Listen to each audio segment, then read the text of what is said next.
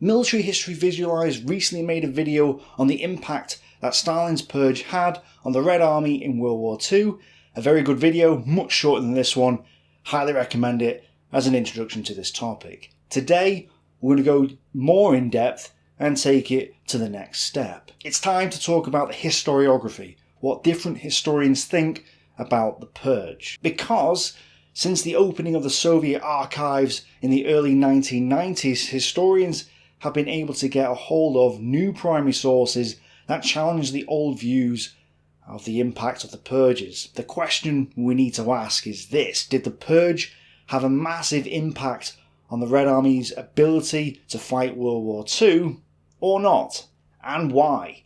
And in this video we're going to look at the purge itself, see what the traditional view of the purge was, see what the post-opening of the Soviet archives view of the purge is, and then take a look at another factor you might not have considered. Yes, the Red Army during Stalin's purge. This is their story. The Soviet Union had fought and won the Russian Civil War. This impacted their policies going forwards, as their army at the time had been a peasant and cavalry force, with commissars ensuring everyone remained loyal to the revolution. The Civil War ends in 1922 with victory for the Soviets. In the 1920s and early 1930s though, there were scares about a possible breakout of war with the capitalist powers. We have fallen behind the advanced countries by 50 to 100 years. We must close that gap in 10 years. Either we do this or we'll be crushed. Stalin and the Bolshevik Party were dragging the Soviet Union into the modern age. The 5-year plans see a rapid expansion of Soviet industry and agriculture at the expense of millions of lives. It was during this time that Tukhachevsky takes command of the Red Army. Tukhachevsky creates a modern warfare doctrine, a concept called deep battle, which was quite similar to the German Blitzkrieg, and I use that term very reluctantly because it wasn't actually called that. As a result, Tukhachevsky envisions mass numbers of tanks and aircraft that would manoeuvre around the battlefield, and therefore starts building up the army's numbers of tanks and aircraft. He's trying to turn the Red Army from the peasant and cavalry force it was during the Civil War into a modern military machine, and in the process, Red Army's commissars are removed, and in a lot of ways Tukhachevsky succeeds in his reforms,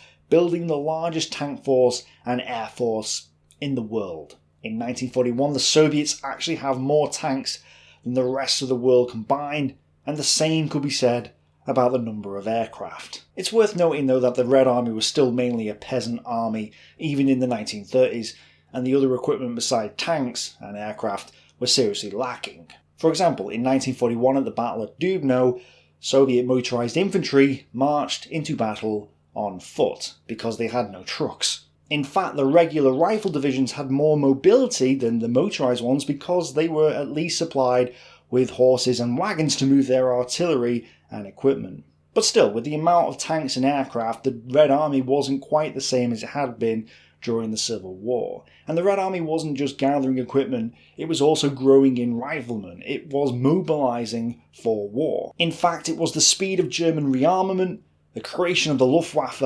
Italian aggression in Abyssinia, inaction by the League of Nations, the Spanish Civil War, and Hitler's known desire to expand eastward that gave the Soviet Union reason to worry about the pace of German rearmament and the unwillingness of the Western powers to react to that. With the threat of attack, and in the midst of rearmament and rapid expansion of the size of the Red Army, that is when the purges struck. What made Stalin's terror different was not merely the scale of arrests and executions. By 1939 there were, in recent estimates, approximately 3.5 million prisoners in the various categories of camps, but the fact that this fearful and vindictive man turned the terror on the very heart of the Soviet system, the party and the armed forces, even on the NKVD, itself the apparatus of terror. According to Robert Service, Stalin was definitely the man responsible for the purge of the Red Army. He was concerned about a fifth column emerging in the Soviet Union to support a foreign power in the event of war. This had happened in the Spanish Civil War when Franco gained followers in July of 1936, and Stalin wanted to prevent this from happening in the USSR. And he might have been concerned about the view that the rest of the world had on the Red Army. Stalin's suspicious mind may have been sufficiently aroused by the flimsy rumours of army unreliability currently circulating abroad to take the story of a conspiracy seriously.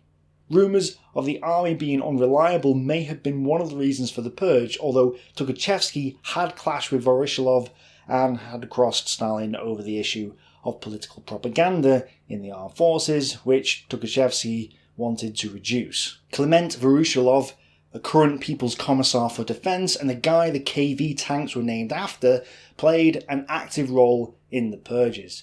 He had a personal grudge against Tukhachevsky, who favoured tanks over Voroshilov's cavalry. Voroshilov had been in 1st Cavalry Army in the Civil War and in Poland in 1920. Tukhachevsky's days were numbered. The Soviet armed forces appeared to be the only major area of state to avoid the terror until, on the morning of the 11th of June 1937, Voroshilov announced the sudden arrest of the country's top generals and the unearthing of a treacherous plot whose tentacles reached out to Germany. Tukhachevsky was accused of leading a plot to overthrow the state at the head of a German invasion, which was completely false. He was arrested, tortured, until he revealed the names of other conspirators, his family sent to the gulags or died in captivity, and he was subsequently shot. And once Tukhachevsky was purged, the dominoes started falling. Each victim dragged in his friends and colleagues to try and end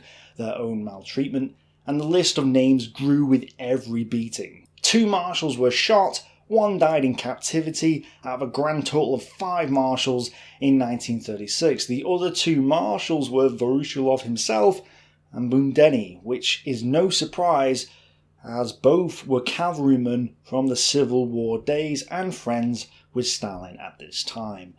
But it only got worse the further down the ranks the purge went. A week later, on June 1st, 1937, Stalin staged a remarkable 2-week-long conference in which he sat with Voroshilov and Yezhov, listening to soldiers who had been invited to the Kremlin profess loyalty to Stalin and a forceful rejection of the conspirators. Each of them was searched at the door for arms and then given a blue folder containing details of the charges drawn up by Vindzinski, as news of each fresh crime was rushed hot from the interrogation room.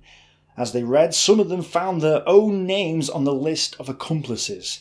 At intervals, NKVD men would make their way through the crowd, taking officers away with them. The following day, another group of conspirators was detailed on the testimony of the hapless victims of the day before.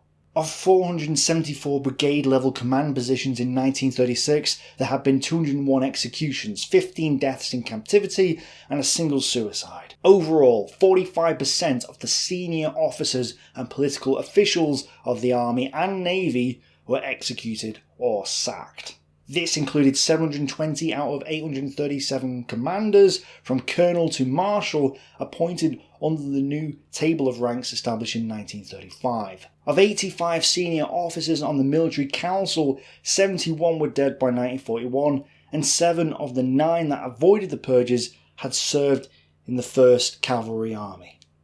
Coincidence? Many were killed, imprisoned, or forced to flee the country. But not all. Some would survive and be reinstated later. And, in addition to the executions and sackings, the purges also gave the politicians the chance to send their cronies into the ranks of the army.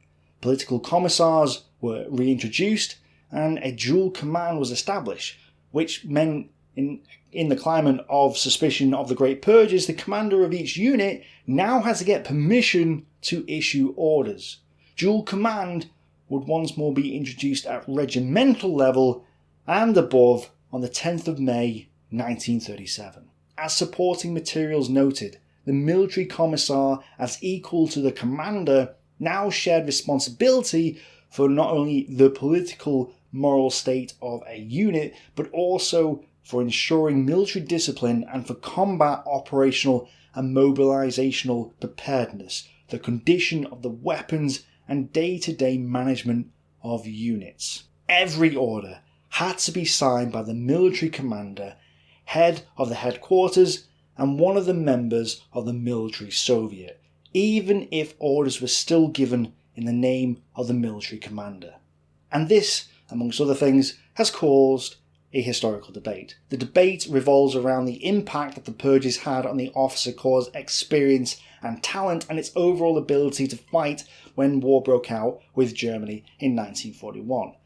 So let's take a look at the historical debate and the impact that the purges had, first from the traditional point of view. There is certainly widespread acknowledgement in both memoirs and the secondary literature that the Great Purges had a negative impact on Red Army capabilities and performance.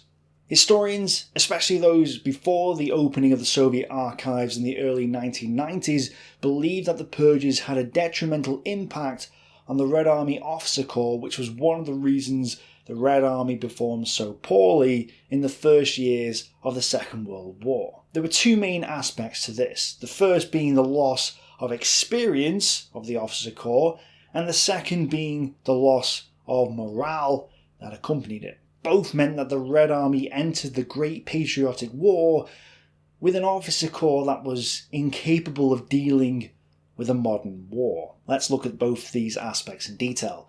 First, the loss of experience. Perhaps the most obvious impact to start with is the significance of the loss of those killed from the point of view of losing their skills and knowledge, and particularly where replacements were often not as capable or experienced. It stands to reason that with so many experienced officers killed or imprisoned, that this was the most significant impact of the purges on the Red Army. Worse, Red Army educational institutions struggled to keep pace with the educational requirements of a growing army even before the purges. In March of 1938, the Frunz Military Academy only had 106 teaching staff out of 167 positions.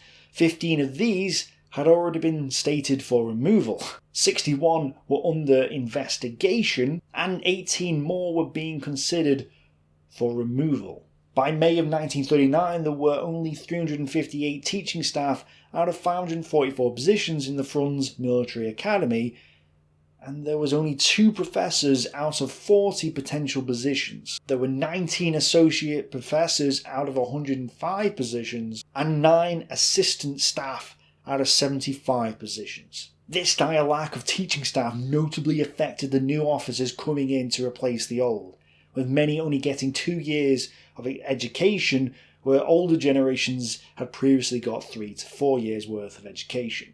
In addition to experience and skill loss, the Red Army Officer Corps during the purges had suffered a major blow to its collective prestige and authority, as well as morale. It perhaps also seems intuitive that fear amongst command cadres looking not to draw negative attention on themselves in a climate where many failures would be interpreted as wrecking would limit the extent to which they would have been willing to show initiative. And not only were the officers reluctant to show initiative, they were also hamstrung by commissars who would question their motives, their orders, and limit their actions. Obviously, it's hard to measure the morale impact of the purges had on the Red Army, but the traditional narrative makes it clear that it was severe. So from the traditional narrative then, it does seem like there's a good case that says the purges had a massive detrimental impact on the effectiveness of the officer corps in terms of morale, skill and experience. However, with the opening of the Soviet archives in the early 1990s, a different story soon emerged. Quite literally the same year or the year after, once historians got their hands on the actual numbers and statistics. This new narrative calls into doubt the impact that the purges had on the Red Army Officer Corps. Before the publication of the new figures, historians guessed that between 25% and 50% of the Red Army officer corps was purged. But, as this table shows, that was not the case. From 1936 to 1938, a total of 41,218 were purged. Of the 34,301 officers sacked, 11,596 were reinstated by May of 1940. And we know that those discharged were not all killed because officers continued to be reinstated after 1940. In reality, 30% of army officers arrested or discharged between 1937 and 1939 were reinstated. The reason for the earlier high estimates was because of low estimates of the size of the officer corps. Now that we have the numbers, the picture is a bit different, and those purged were actually a lot less than previously thought. As the traditional view states, there was a loss of experience and skill as a result of the Red Army purge. But what type of experience was lost? Civil War experience? Leading armies of peasants and cavalry isn't the type of experience needed in modern war. What was needed now was people who could operate radios or respond quickly to the changing tactical environment and coordinate tanks, artillery and air attacks. Basically, the type of officers being removed were people who couldn't do that. Many of those purged after 1937 were men who had little military education and had achieved office on the grounds of their Civil War experience. By the late 1930s, there were thousands of younger officers, some of them trained in the military academies, ready to take their place. By 1941, over 100,000 officers were entering the Soviet armed forces each year.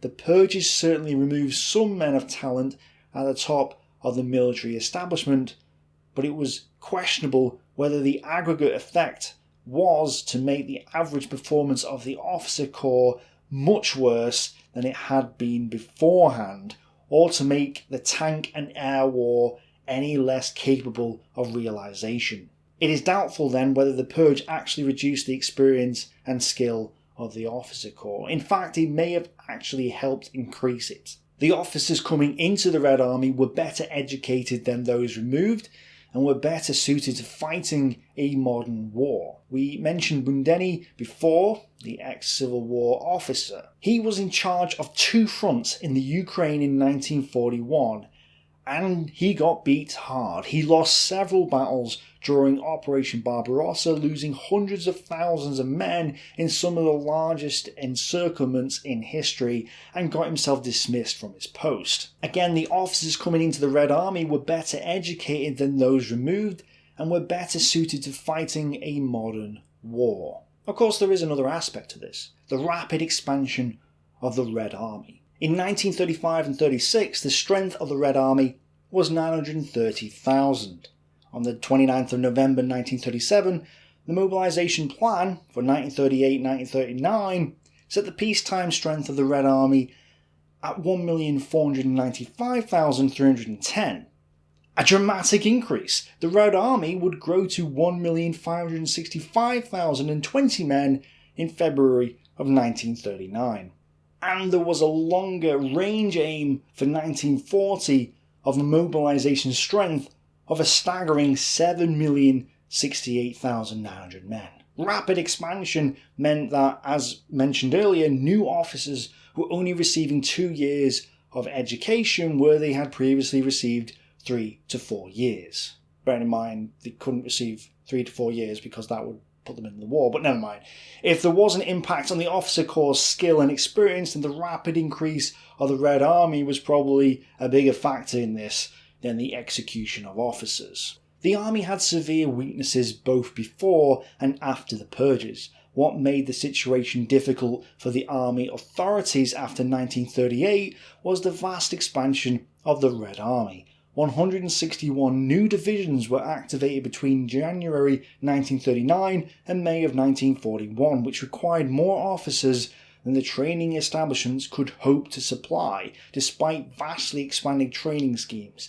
In 1941, 75% of all officers had been in office for less than a year, not because of the purges, but because of the creation of many new military units. By then, 80% of those officers purged in 1938 had been reinstated. Just to point out that 161 divisions is actually larger than the entire German army on the Eastern Front at the beginning of the war, which had 151 divisions. Red Army divisions may have been smaller than their German equivalent, but this was still a huge expansion. But it is doubtful that the expansion actually impacted the quality of the new officers coming into the army. Attempts were made to fill vacant positions with promotees from NCO ranks. These long-service junior commanders, or NCOs, were encouraged to take short courses lasting from the 15th of September 1937 to the 15th of January 1938 that could make them junior lieutenants and officers. It is implied that the quality of the officer at the end of such a short course would be bad. However, according to the current British Army website, under the section "How long is officer training?"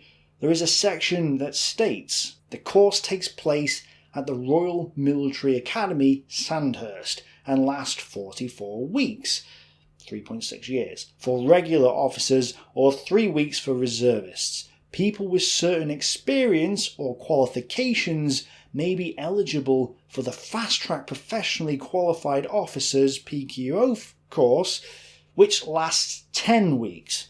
After this initial training, you will go on a second course to learn specific skills related to your first appointment.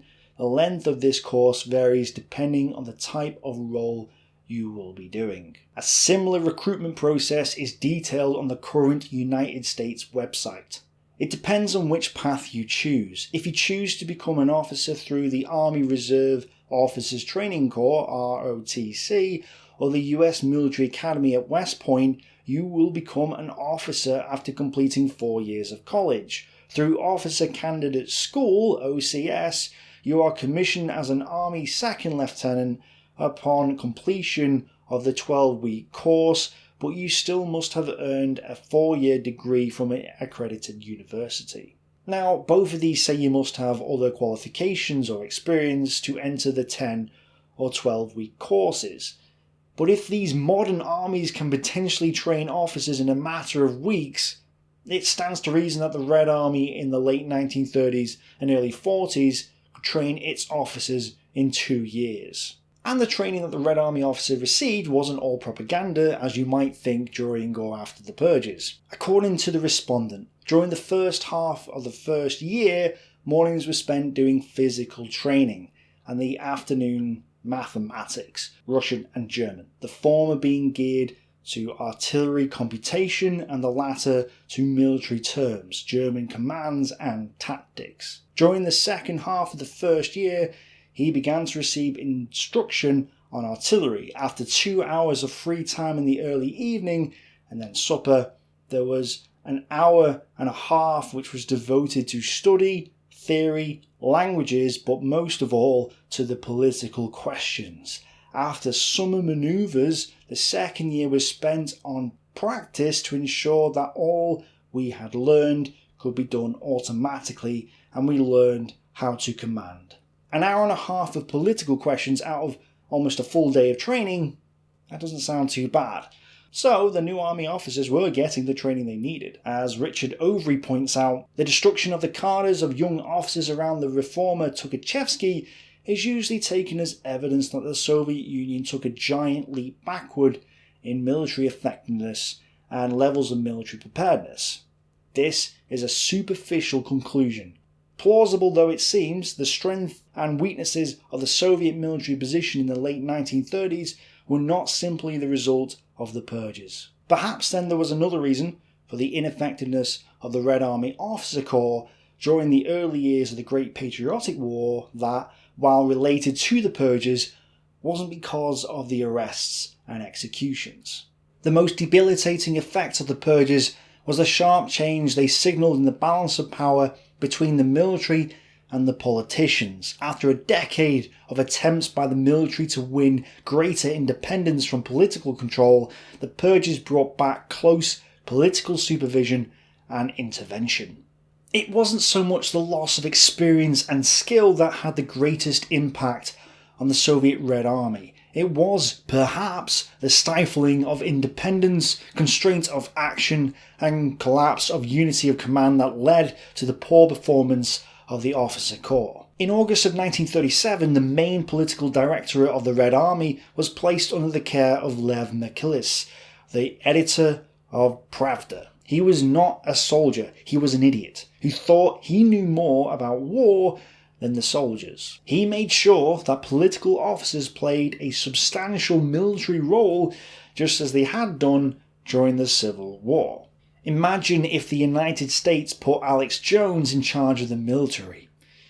It wouldn't go down well. Unfortunately, that is effectively what the Soviet Union did in 1937, except instead of a far-right lunatic, they put a far-left lunatic in charge instead. The result was the triumph of military illiteracy over military science, of political conformity over military initiative.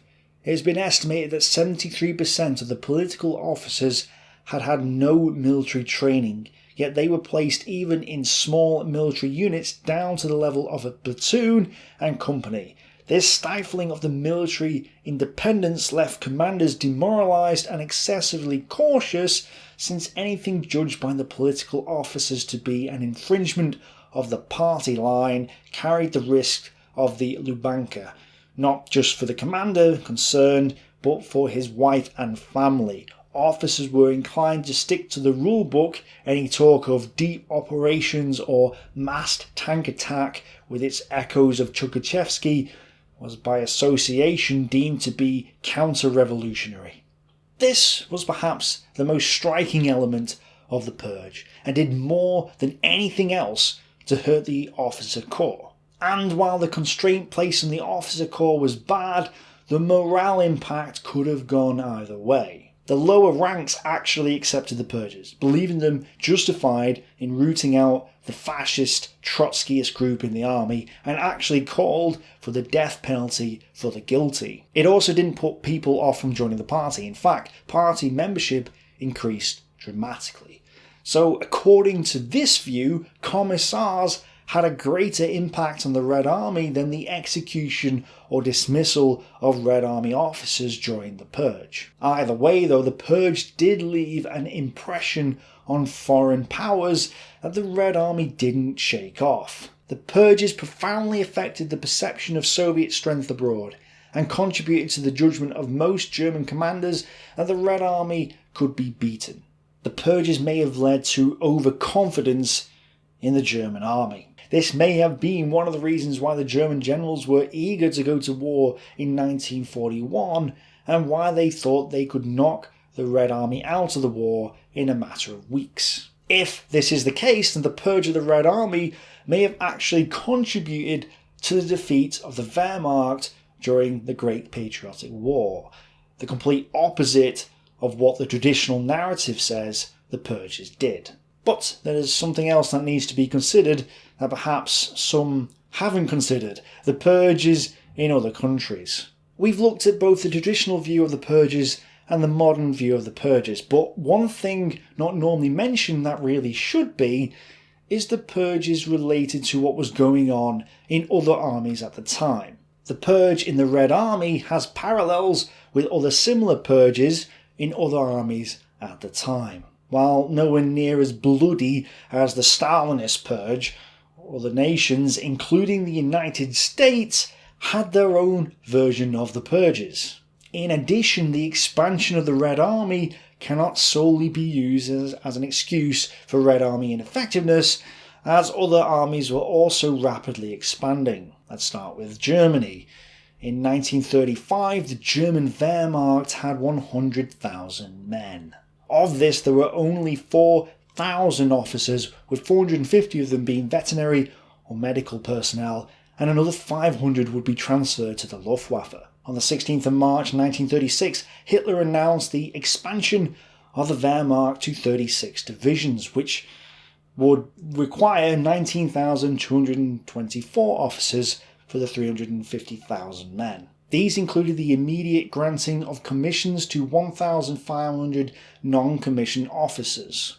This was the same as what was happening in the Red Army. On the 1st of September 1939, the German army grew to 3,706,000 men, with 105,000 officers. By 1941 it grew to 7.3 million men, and while I don't have the precise number of officers, it stands to reason that the officer corps must have been approaching 200,000 men at this point. The German officer corps in 1941 had grown by a factor of 50 in 6 years from 1935. Surely, if the Red Army officer corps had suffered from its expansion, the Wehrmacht would have suffered from its expansion too. And it wasn't about inexperience either. While the Germans had fought in Poland, France, the Low Countries, Scandinavia, and the Balkans, the Red Army had battle experience as well. Poland 1939, Finland 1939-40, Baltic Republics 1940. But even further back, Halkin Gol 1939, Lake Hassan 1938, the Spanish Civil War between 1936 and 1939, the Chinese Eastern Railway in 1929, and of course the Russian Civil War. And let's not forget, both Germany and Russia had fought in World War I, and many of their men and officers had experience from that war as well. So in reality, the Red Army should have had similar amounts of experience even with the expansion. And Hitler often sacked or executed his commanders throughout the war, again, just like the Red Army. Yet for some reason, Hitler and Stalin are often called mad for doing this. However, the people calling Hitler mad were the generals getting sacked, and in reality they often needed to be. Let's quickly take a look at one German general complaining about being sacked. Guderian had wanted to advance on Moscow in 1941, leaving 1 million Soviet Red Army troops on Army Group Center's southern flank in the Ukraine. When Hitler disagrees with Guderian, saying the economic necessity of gaining the Ukraine was more important than Moscow, Guderian then says, "All those present nodded in agreement with every sentence that Hitler uttered, while I was left alone with my point of view. In view of the OKW's unanimous opposition to my remarks, I avoided all further arguments on that occasion." He was alone in his viewpoint, and as subsequent historians like David Glantz have pointed out, it would have been a disaster to have left the Red Army on the flank of Army Group Center. And yet, according to these passages, Guderian was right and Hitler was definitely in the wrong, and even had a cult following where no one could disagree with him. No, the generals were in agreement and Guderian was in the wrong. And this is just one example. As Manstein admits in his book, the war by 1944 had changed and he was no longer needed, and was replaced by a newer general more suited to the type of combat being fought in the East, modal. But he doesn't say Hitler was wrong to do it. Sackings were in fact part and parcel of the process of military command during this era for all nations, not just the Red Army. Now, you could argue that sackings during the war is a bit different to sackings prior to the war, when you're trying to build up your nation's army. But again, the Soviet Union wasn't the only one. The United States was brutal in its sacking policies during its mobilizational process. It is not mentioned much nowadays that for the United States, World War II began with a series of dismissals across the top ranks of the military.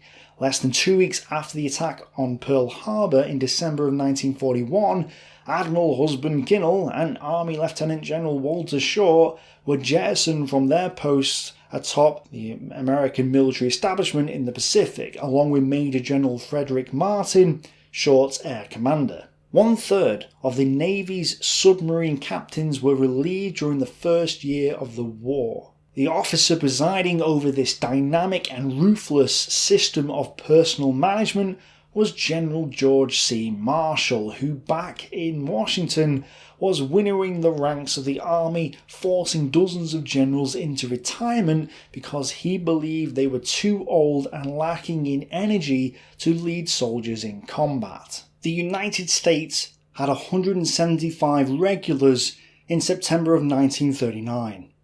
175. And it wasn't as though they had the facility to turn it into the 8.3 million it would become in 1945. Quite clearly, the officer corps would need to be expanded rapidly, just like the German army and just like the Soviet Red Army. Testifying before the Senate Military Affairs Committee on July 12, 1940, Marshall warned the senators that we do not have the trained officers and men, the instructors to spare, we also do not have the necessary material.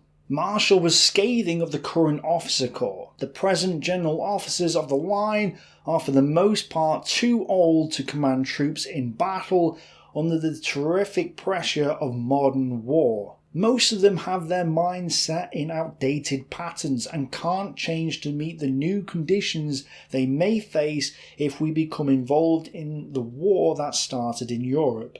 This was the same problem the Red Army faced at the time. For the United States in the summer and fall of 1941, 31 colonels, 117 lieutenant colonels, 31 majors, and 16 captains were forced into retirement or discharged. 269 National Guard and Army Reserve officers were let go, and Marshall estimated that he forced out at least 600 officers before the United States entered World War II.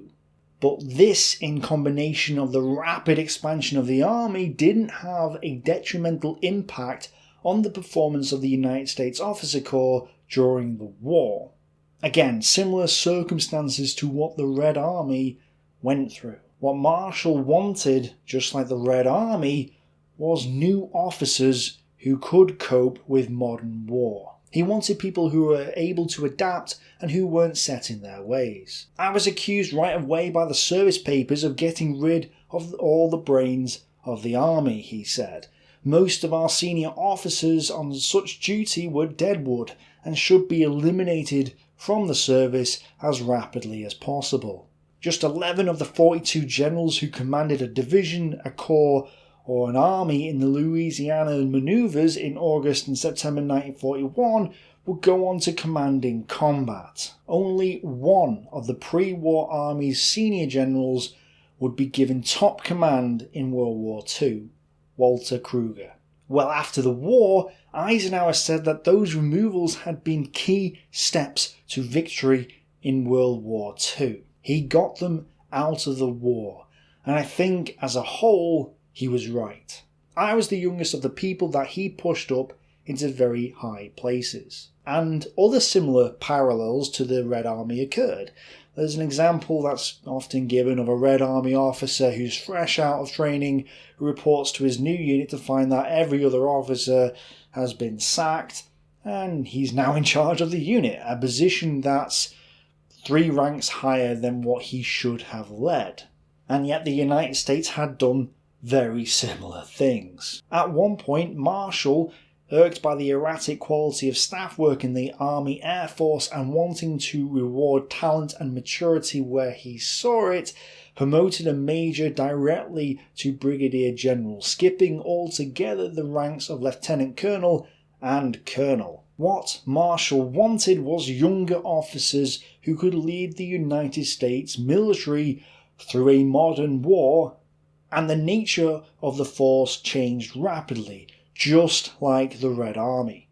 While sometimes mistaken and occasionally brutal to individual officers, the Marshall system generally achieved its goal of producing military effectiveness. To understand how, the best place to begin is with Dwight D. Eisenhower, who just a year before the start of World War II was still a lieutenant colonel, not even in command of a regiment, let alone the armies of millions he would oversee a few years later. The point is this: if other countries can do it, why can't the Soviet Union? Granted, the Soviet Purge was substantially more bloody and larger, but it's doubtful that the Purge led to the loss of talent and experience. If anything, it got rid of the old, out-of-date officers and brought in young, fresh officers and prepared the Red Army Officer Corps as a whole, more than anything else, for the modern war it was about to fight. What was perhaps more important was the new officers coming into command didn't really have command. Commissars, those not actually trained in war, took the stage and undermined the efforts of the Red Army officers. Every order had to be countersigned by them, every move was questioned. There was no unity of command, and politics dictated war policy. It is perhaps no coincidence that just weeks after the commissars themselves saw a limitation in power on shackling the officer corps, that the Red Army won its first major offensive victory of the war, Operation Uranus, and the encirclement and destruction of the 6th Army at Stalingrad. According to the traditional view, the Purge had a substantial negative impact on the Red Army. But according to more recent historians, the purge of officers during 1937 and 1938 may not have had as negative an impact as scholars previously assumed. The debate still rages. But what do you think? Let us know in the comments below. A big thank you goes to my patrons for making this video possible. All the sources I used are in the description, and without your support there's no way I could have done the research for this video. So thank you guys, as always you are awesome. For anyone interested in George C. Marshall's policies on sacking United States generals prior to and during the war, I highly recommend this video by Thomas Ricks entitled Why Our Generals Were More Successful in World War II. He's also the author of The General's American Military Command from World War II to Today, so definitely give it a watch. Go click. And don't forget to watch my other videos. Thanks for watching guys, bye for now.